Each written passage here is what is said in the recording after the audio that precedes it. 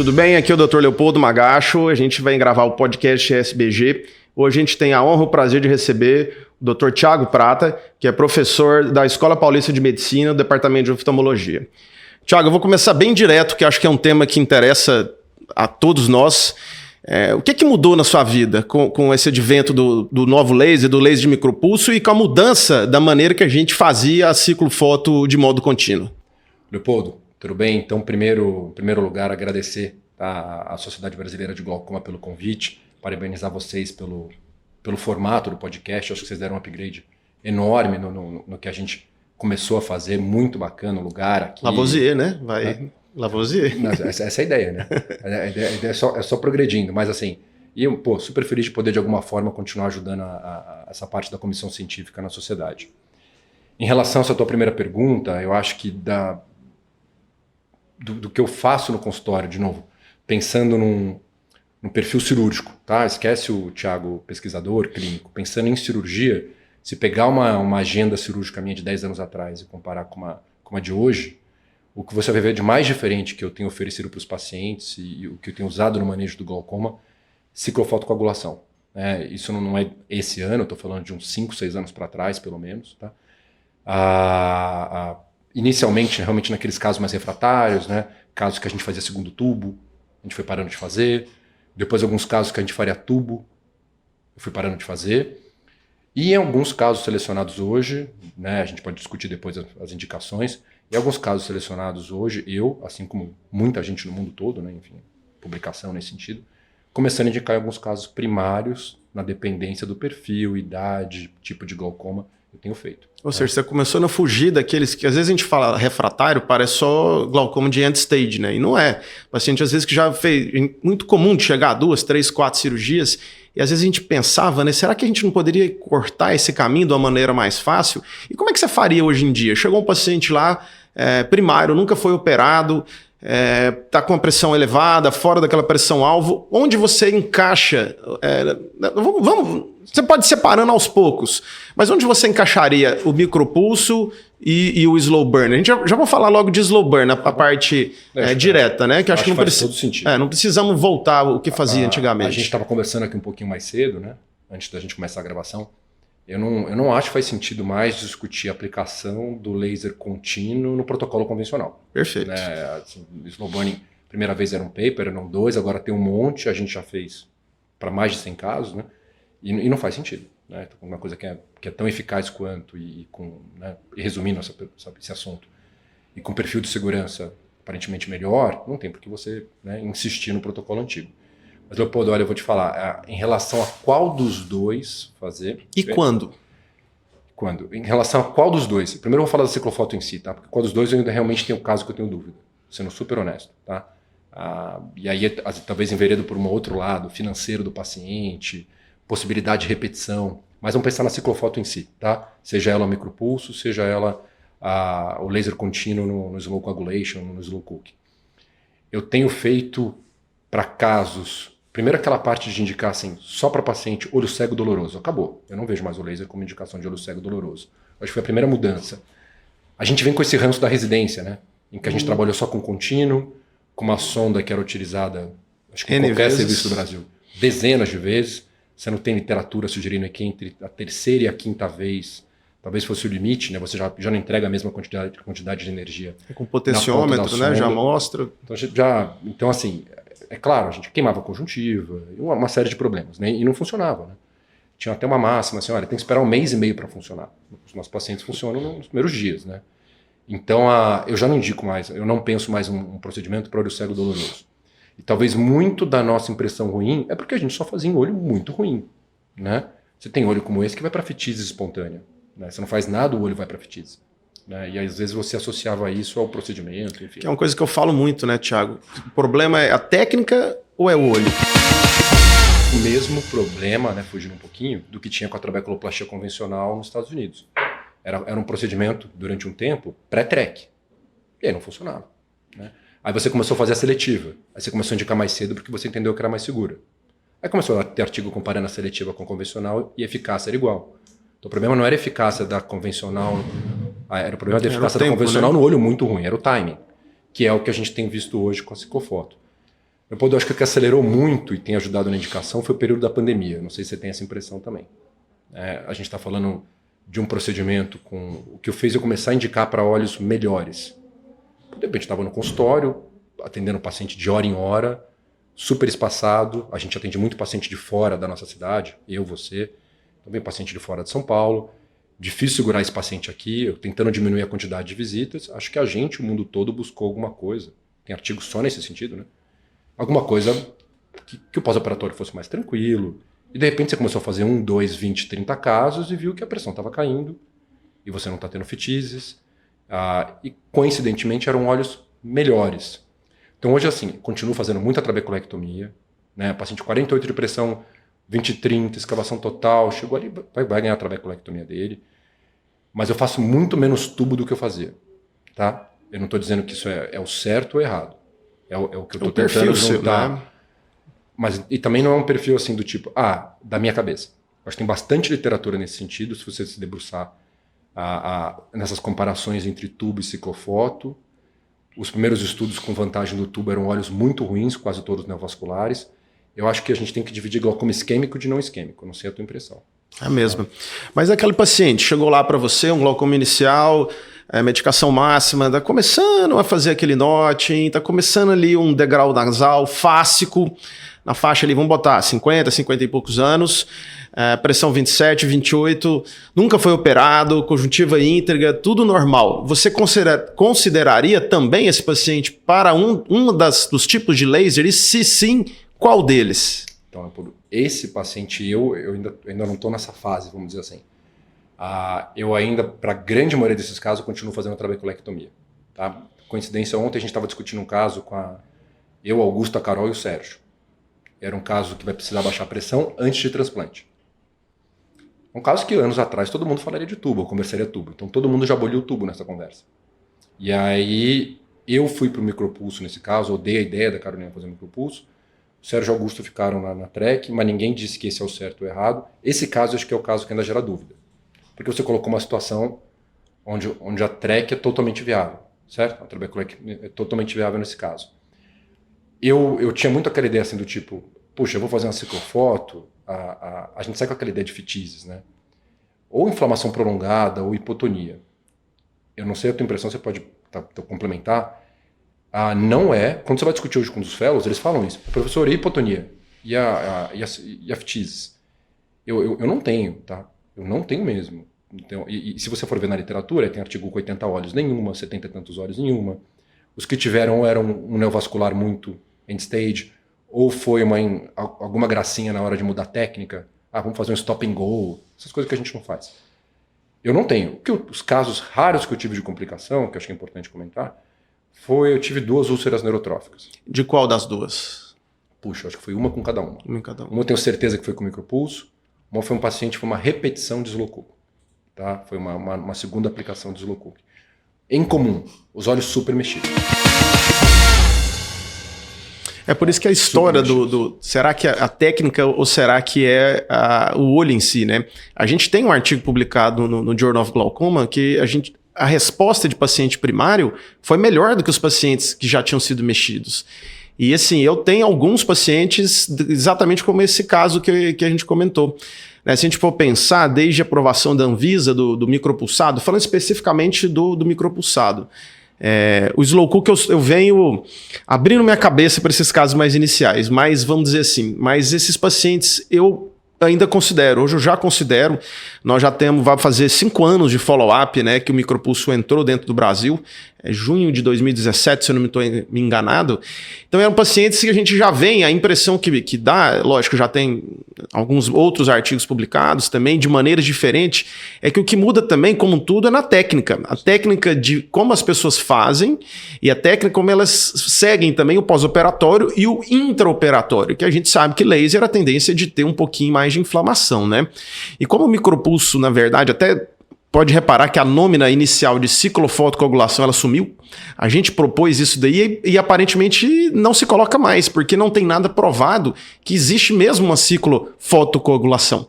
Né? O laser é feito ali na região da pars plana, obviamente alguma coisa de processo ciliar deve fazer. Então eu venho fazendo em alguns casos, é lógico, casos selecionados, principalmente em casos iniciais. O que você falou é uma coisa muito bem. A TREC, para esse paciente, pressão muito alta, campo tubular, que você precisa da pressão lá embaixo, não é substituída. Mas esses casos eu já venho fazendo com uma certa rotina. Por isso que eu te perguntei, eu falei, será que também a gente consegue fazer? O problema, às vezes, da técnica é isso. Primeiro, como eu te falei, esse ranço dos casos antigos, do timing errado, né? Eu acho que o maior mérito do micropulso foi trazer o procedimento, vamos lá, ciclodestrutivo como um todo, de volta à discussão. Tá? Eu não fazia, eu fazia muito pouco contínuo. Para não mentir, eu comecei a fazer o contínuo um pouco mais por causa da Heloísa, a Heloísa Maestrini, de BH. Batendo papo com ela, discuti um caso, ela mostrou, ela faz bastante, né? Isso mesmo antes de 2017. Comecei a fazer um pouco mais, mas com certeza a vinda do micropulso abriu os olhos, e um monte de lugar que não tem micropulso, tem ex-fellow minha, a Isabela em Belém, pô, passou de 100 casos, e ela mandou uma planilha dela ontem, assim, ela resolveu um problema crônico do SUS na cidade dela. Tá? Lembra que os pacientes não moram, por exemplo, em Belém. Como é que você faz o pós-operatório? A minha trabeculectomia funciona hoje muito bem, às custas do meu pós-operatório quase obsessivo-compulsivo. Sem contar, você tocou uma coisa fantástica, porque assim, a gente que está dentro do sistema universitário, sistema público também, que enfim, existem várias maneiras, assistência, ensino, a gente mescla os dois. O paciente, às vezes, ele não tem condição de ir lá, claro, e muito menos ir 2 vezes por semana. Às vezes você tem que ver, não, volta amanhã. Ele não consegue. Então ele levou horas para chegar ali. Você perde o time de uma lise de sutura, perfeito, você não faz massagem. A TREC ela funciona bem, mas ela precisa de dedicação no pós-operatório, tu e do paciente, que normalmente envolve uma frequência de visita altíssima, né? Nas 2 primeiras semanas, pelo menos. O cara não mora ali, né? Que foi de novo, trazendo a ideia da pandemia para esse período. Poxa, eu falei, como é que eu vou fazer para trazer? Tá, não, você faz comigo hoje, a gente veja amanhã, depois você volta para tua cidade, né? Em 15 dias você passa, eu faço pós-operatório assim de ciclofoto. Em 15 dias você passa com o colega lá, mede a pressão e me avisa. Você não consegue fazer isso com trabeculectomia. Eu acho que a gente ainda... um dos erros é justamente alguém falar, mas a TREC abaixa mais. Ótimo, você não precisa parar de fazer TREC. A custas de quê? Né? Então, mas assim, você tem casos e casos. Isso não vale só para ciclofoto, né? Isso vale para tudo. É igual você quer discutir GAT.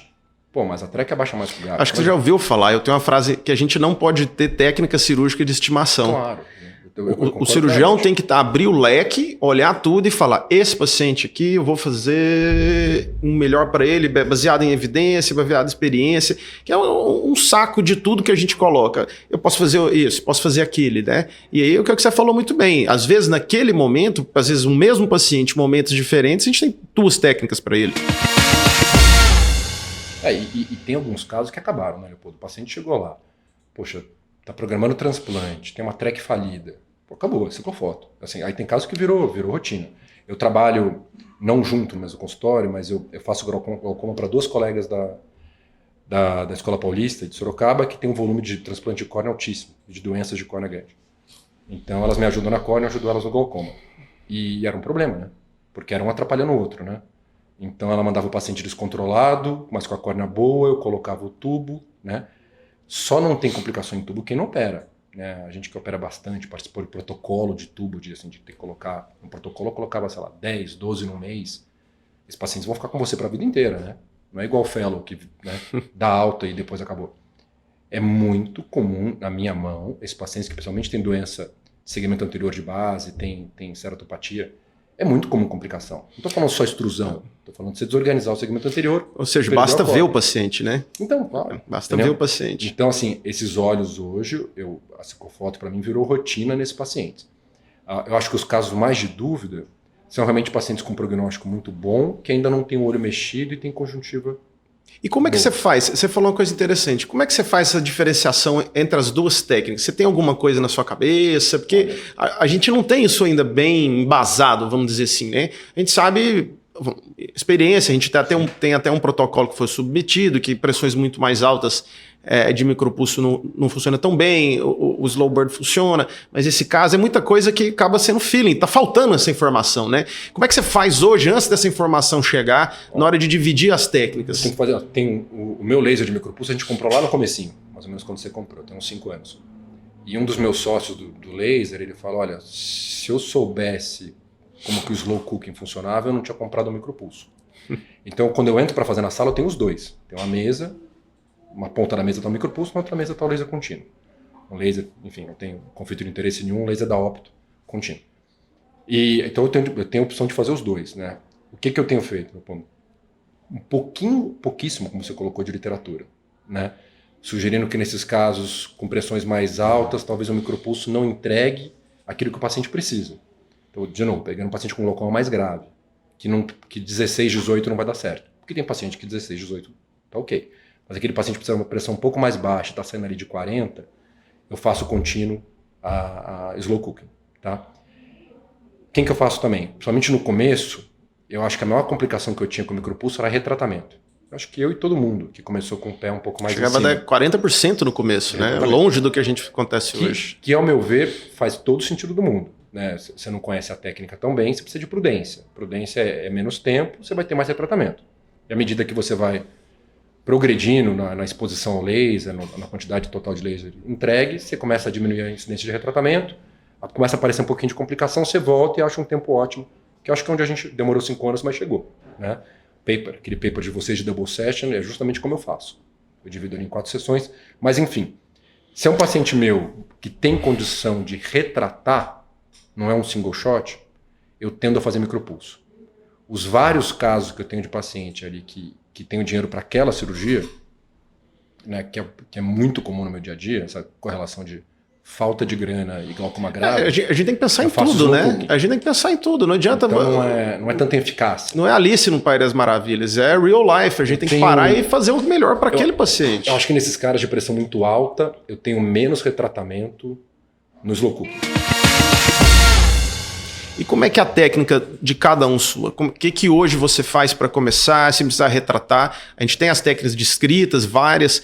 Como é que você segue os dois, o micropulso e o contínuo? Como é que você faz intraoperatório? Você muda alguma coisa? Pós-operatório? Conta pra gente como é que é o seu dia a dia. Chegou o paciente, você vai operar cada uma delas. Então vamos lá. O micropulso, como eu adiantei um pouquinho, eu sigo aquela técnica de vocês de double session, tem mais de 1 ano. Praticamente desde vocês publicaram, tá? Para mim faz sentido em termos de enfim, tentar preservar mais tecido, né? Eu faço um hemisfério por vez, faço superior, inferior, superior, inferior, tá? Eu acho que você faz um pouco mais que eu tenho feito 90 segundos por hemisfério, dá 360 no final, com 2 watts, e a minha incidência de retratamento diminuiu muito.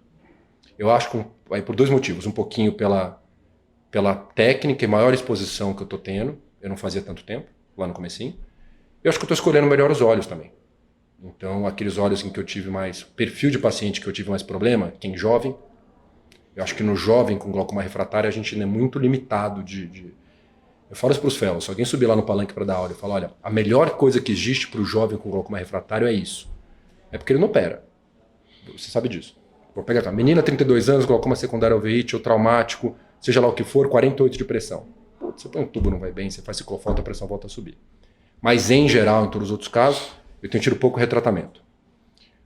Para o slow burning, pensando em técnica, eu faço mais ou menos de 16 a 20 aplicações, poupando 3 e 9 horas, né? Pela parte tanto vascular quanto sensitiva, inervação ciliar, né? Faço 4 segundos com potência de 1250. Não é a descrição da técnica, mas às vezes... Mas é próximo, né? Bem próximo. A descrição da técnica é isso, é 4 e 1250. Só que é 21, é 7 por quadrante. Um pouco mais por quadrante. E depende, tem um paciente que você consegue ou não consegue, depende até da exposição. Mas eu, às vezes, quando eu começo com 1250, no segundo disparo eu aumento um pouquinho. Eu gosto de ouvir um pop. Para saber que eu tô... Para ter uma noção, né? Principalmente quando a sonda não é que dá uma sensação, né? Que você não está escutando. Será que está sendo feito? Será que não está, né?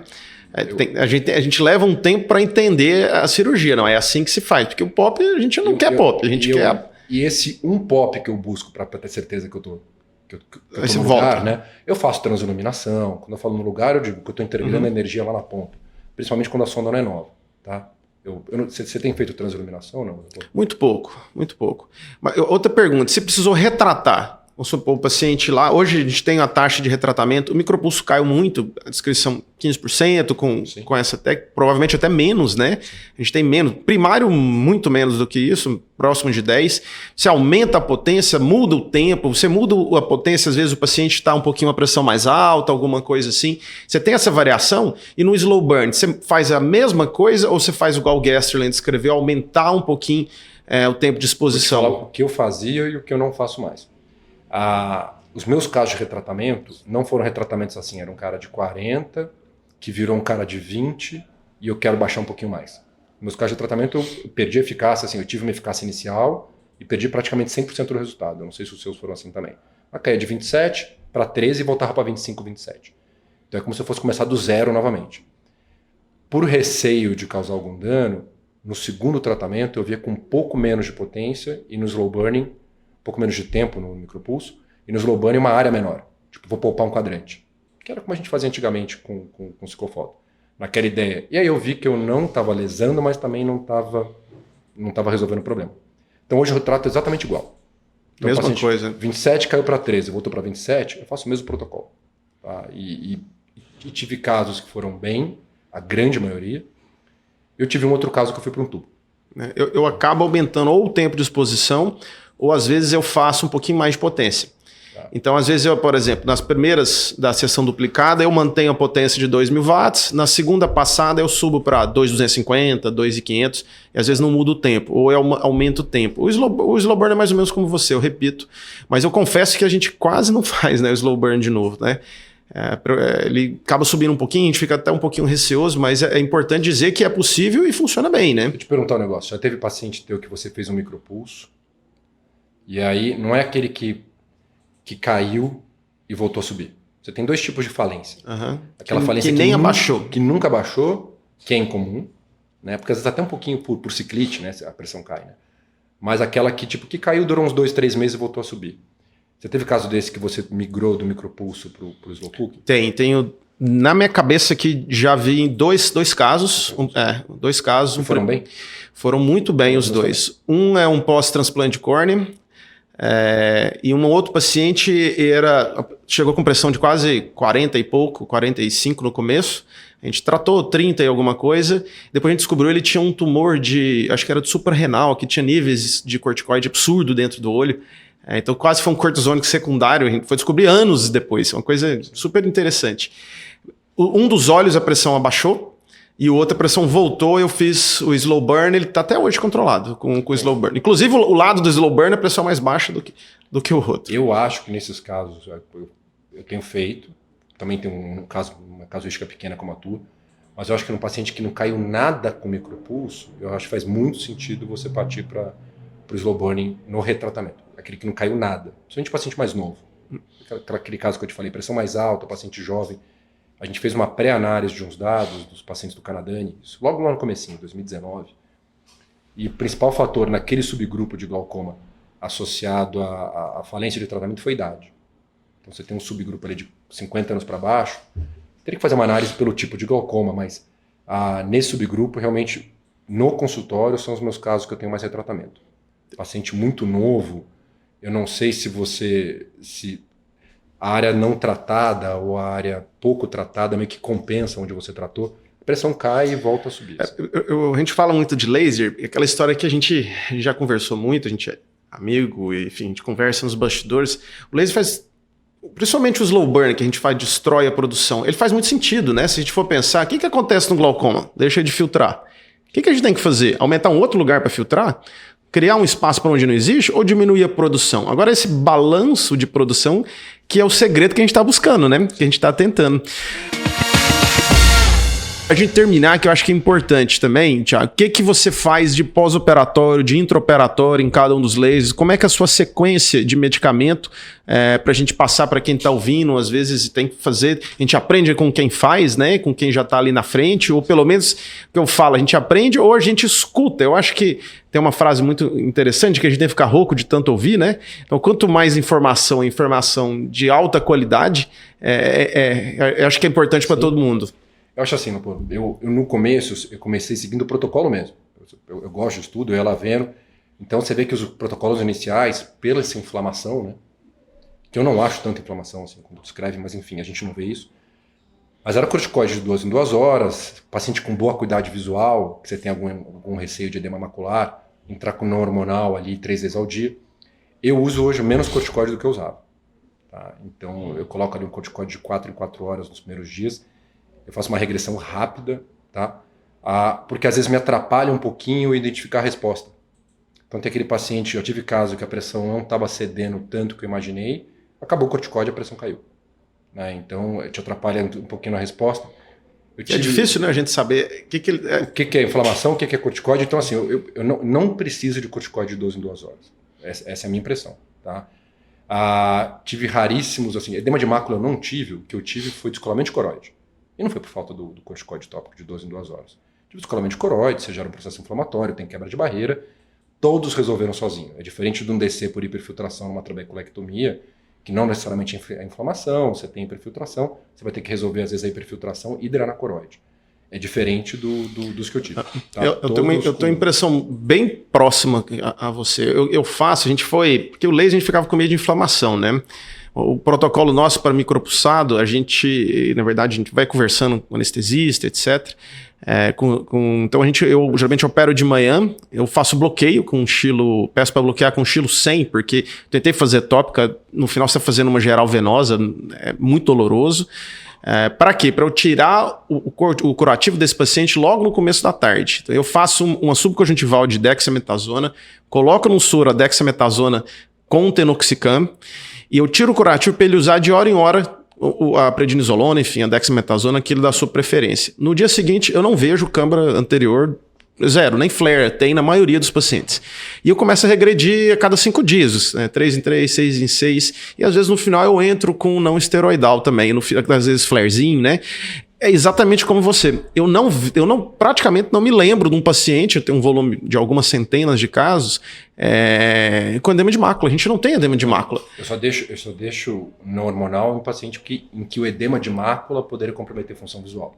Então, paciente MM, PL, né, percepção luminosa, eu não coloco. Mas os pacientes que a gente tem feito com boa acuidade visual... E qual anestesia? Bloqueia? Eu faço bloqueio por causa do pós-operatório. Como você comentou, no intraoperatório, se você afundar bastante na sedação, você consegue fazer, né? Mas no pós-operatório, eu acho que se você não tiver a analgesia adequada, dói. E não precisa. Assim, você está na sala, o paciente está sedado. E é ruim dor, né? Bloqueio, não é um bloqueio com 10 ml de roupa, não é isso. Mas eu faço um bloqueio pequeno com Chilo também. Inclusive, quase todo procedimento que eu penso em bloquear, eu faço exatamente como você. Eu vejo os pacientes todos no mesmo dia. Eu acho assim, Leopoldo, comecei te contando antes, vou gastar 30 segundos só para falar isso. Eu convido todo mundo, porque uma coisa que a gente está falando aqui, às vezes fala, mas eles gostam, é o jeito deles, sempre tem isso, né? Mas eu convido o pessoal a dar uma lida nos trabalhos, né? Às vezes você vai falar isso num consenso, em algum lugar, mas não tem trabalho. Tudo bem, mas passaram 4, 5 anos, tem um monte de trabalho. Então, quem ainda fala, poxa, eu não vou fazer um micropulso por fitizes, talvez esteja estudando pouco. Eu, pessoalmente, nunca tive. Não, estou te contando, está estudando pouco. Eu já tive fitizes com tubo, o colega teve fitizes espontânea, mas estou dizendo, dá para ter, dá. Mas aí eu acho que o problema é o timing.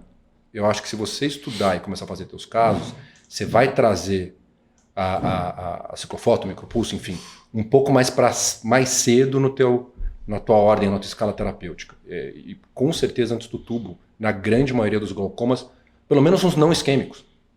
E aí você vai ter muito menos complicação do que se você fizer uma track, retrack, agulha, tubo, 2 tubos, e aí você vai para a ciclofoto. Aí você vai ter complicação, você vai ter eficácia baixa, você vai estar gastando o tiro na hora errada. Ou seja, aumenta as suas armas que estão ali na mesa. Eu acho que e não é nem se no primeiro momento ali era coragem, essas coisas, pelo amor de Deus. Hoje, você trazer para um glaucoma refratário, para antes do tubo, num glaucoma não isquêmico micropulso, eu acho quase uma obrigação.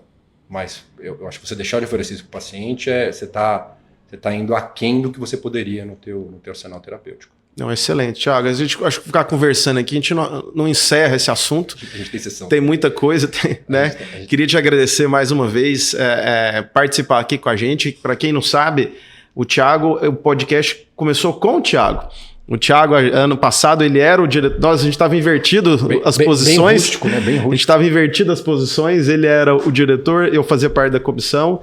E ele começou a fazer a ideia e a gente veio, ou seja, o pai é o Thiago, a gente só é a babá que ajudou a criar e evoluir, a mãe evoluir, e é lógico, perfeitamente, para deixar isso para a SBG. Então a gente quer deixar essa marca na SBG, passar, porque a ideia é do SBG somos todos nós, e passar e a gente chegar perto de todo mundo. E uma maneira da gente chegar perto de todo mundo é com podcast. E eu falei naquela época, achei muito legal, eu na academia, ou andando no carro, ou correndo, onde você quiser, escutando lá, prestando atenção, um assunto bacana, o pessoal conversa leve, né? Então a gente queria agradecer também, lógico que te deu uma incrementada, né? Vamos dizer assim, mas gostei demais, conversa excelente, muito obrigado mais uma vez, em nome da SBG, você é SBG, como todo mundo que está assistindo é SBG, muito obrigado pela presença. Leopoldo, obrigado para você, obrigado Beto, toda a sorte do mundo e para a nova diretoria, e eu vejo com uma continuidade, né? Então isso aqui é prova disso, né? E tô aí porque vocês precisarem. Obrigado, tá? Obrigado, pessoal. Um abraço, gente, obrigado. Cortou. Muito bom, pode ligar o